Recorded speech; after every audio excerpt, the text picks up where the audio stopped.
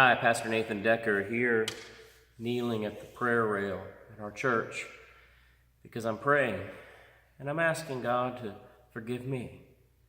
I'm asking God to give me the strength to forgive others. It's hard. In our world today, we face so much that is the same old things over and over and over again. Our society, our culture, everything points to the fact that people can't change.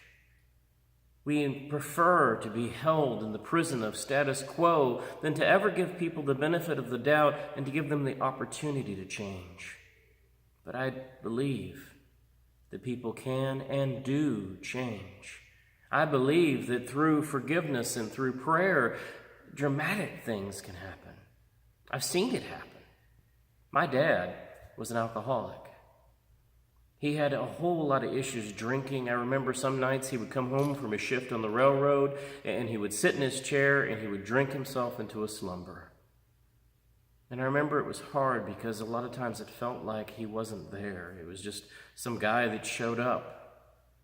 And there were times I remember when I wanted him to help me with projects or do things, but he was too busy. And it hurt us. It hurt our relationship. It hurt who we were. But in 5th grade, things changed. My dad went to rehab. He got off of the bottle. He got sober. And the only times I've ever seen my dad cry or at funerals, and when he was in rehab. I remember he said he was crying because he missed us. But I also think it was because he was having to face pain and the hardships of life, sober. And that's hard. It's difficult. But he's changed. He's still my dad, but he's changed.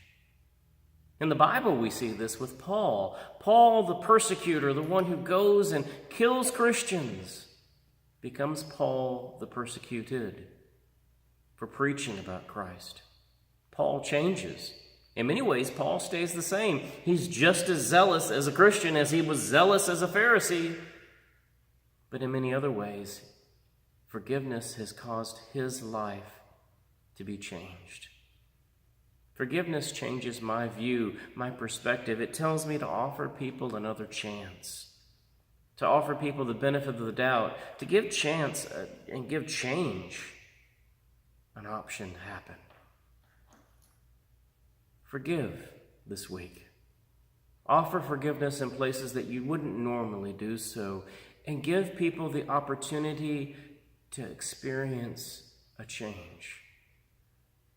Mary Shelley wrote in the book Frankenstein, "Nothing is as scary to the human mind as sudden and dramatic change." But we all seek change in this world. We all desire for Christ to bring the change of the kingdom of God. Well, it starts here in prayer. It starts here by offering forgiveness. Go and forgive this week. Amen.